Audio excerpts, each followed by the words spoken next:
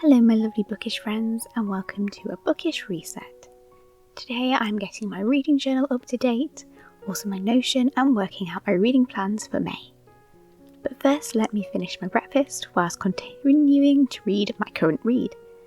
I'm reading Dan Brown's Angels and Demons. This is my first time reading a Dan Brown novel and I'm really enjoying it.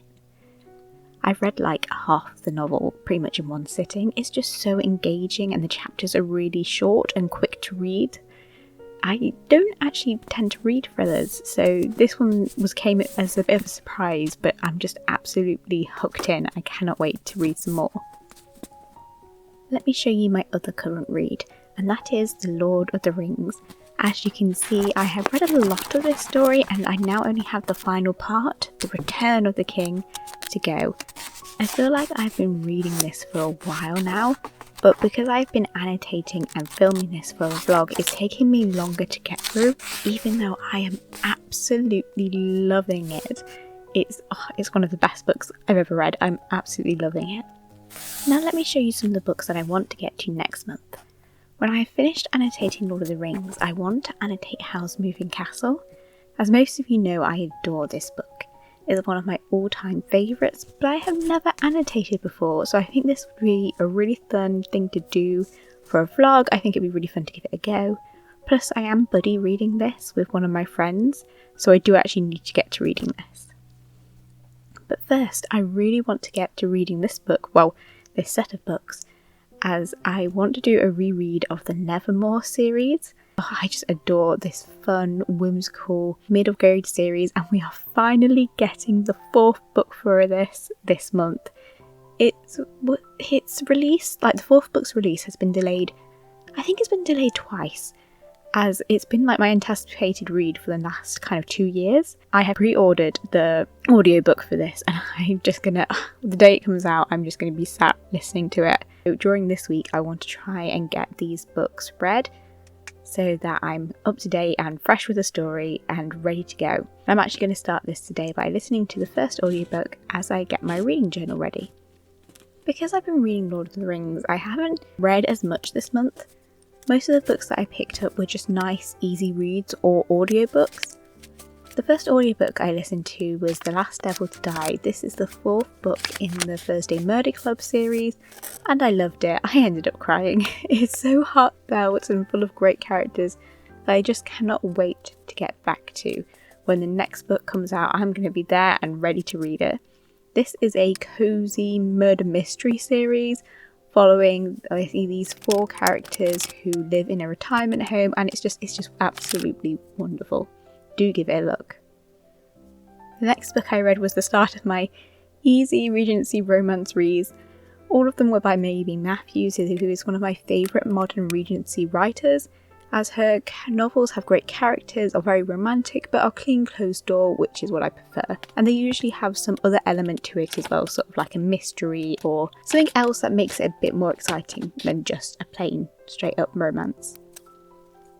And this first one was delightful and more diverse than some of her other novels, which I really liked, and the characters were really interesting and how the racism and other issues were explored was also really well done, and I really liked how the storyline unfolded.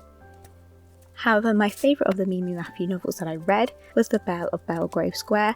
This was so romantic and had an interesting mystery behind the male lead's kind of history. I'm not going to tell you what it's about, as the blurb is basically a spoiler, as it's a romance, you kind of know how it's going to go. But if you're looking for something that is lovely and just easy and sweet, then this is the book to give it a go. I really, just because I enjoyed it so much, I just thought I would give it a mood board in my reading journal. I wanted to make the mood board full of the aesthetics and giving it the theme, like the feel of the theme of the novel. There's a slightly gothic element to it, which I wanted to show, and also the female lead loves books, so I wanted to include that too. This book and the last one are part of the same series of kind of related standalones, and each of the book covers have their own colour, and I really wanted to showcase that. For this book, the book cover is blue, and I wanted to keep that colour on my mood board as well. I picked out 2 different blue washi tapes that seem to match each other, actually a lot better than I thought they would. I really like how it all came together. I actually took the images that I used for this mood board from Mimi Matthews' Pinterest board. So these are the images that the author also associates with the novel, which is really cool. I really like that she has mood boards for, Pinterest boards even, for each of her novels. I think that's a really cool thing. I'm so happy with how this turned out. It ended up even better than I thought it would. It just really sums up how the novel made me feel, the aesthetics of the characters, and just adding the little stickers just added to the mood board. Have you read any good books this last month? Do let me know what your favourite read words, or your least favourite read if you've had a bit of a disappointing reading month, which I kind of did after this. Well, it wasn't really disappointing, it was just slightly disappointing. The first being Thorn, which is this YA fantasy novel, which is a retelling of the fairy tale The Goose Girl. And it wasn't bad, but it's just like I felt like I missed something. Like there was this part of the world building that just didn't seem fully explained, and I just didn't vibe with it. The writing was really good, which is what makes it more of a shame, but I just feel like I was missing something. I didn't really like the male lead, and I just didn't vibe with the couple bits at all, and it was just kind of a disappointment. The next novel was much better, but it still wasn't my favourite, and that was The Marriage Advertisement, which is another Mimi Matthews novel, but I just didn't like this one as much as the others. It follows a couple who come together via a marriage advertisement, and it also has themes of asylums and the mistreatment of kind of women in the Victorian era. And that part of the story was interesting. I just sort of didn't always vibe with the male lead. Sometimes I liked him, and other times he was a bit so I just couldn't vibe with it. And I just wasn't a fan. I can't really explain exactly what it was. There was just some bits about him that I was just a bit meh, But the next book, however, was amazing. This was the final book in the Emily Wilde series. This is a light academia series following Emily Wilde, who is an academic who on the subject of fairies. It's just so delightful. I really enjoyed this. It was interesting actually, because when I read the first book initially, I didn't love it. I found Emily quite a hard character to like at first, especially in the beginning few chapters. I just kind of didn't feel like it met the hype. I saw so many people talking about it, but I just was like, I'm not sure if I'm feeling it. But as time has gone on, and with each book, I've just grown to really love this series more on reflection, and I know I'm quite sad it's over. It's one of those books that kind of, I feel like, unless for some people they'll read it instantly and just love it straight away, but I feel like for others it's a kind of a book that sort of grows on you a bit, and you kind of end up just getting involved and I end up loving the characters so much that I ended up just wanting to continue, and with each book it's just got better. It's definitely a series that I can see myself getting physically in the future, as I've read all this series because I wasn't totally sure about it as either ebooks or library loans, or as this one was an audiobook. But it is just delightful. The aesthetics of this series are wonderful, with a mixture of academic vibes and fairy magic.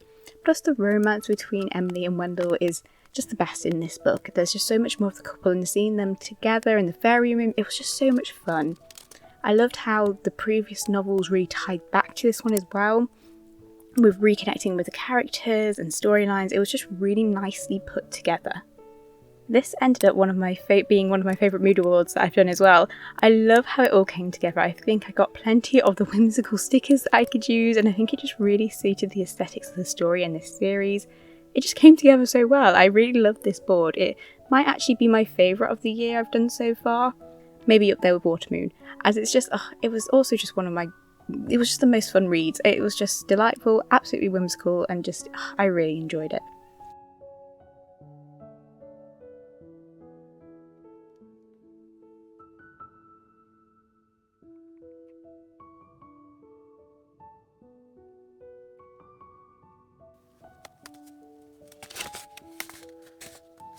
Let us have a little flip through with what I've added to my reading journal.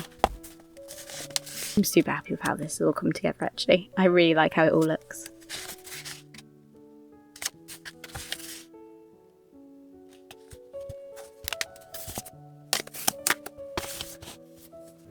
Before we get to my Notion journal updates, let me just grab some lunch.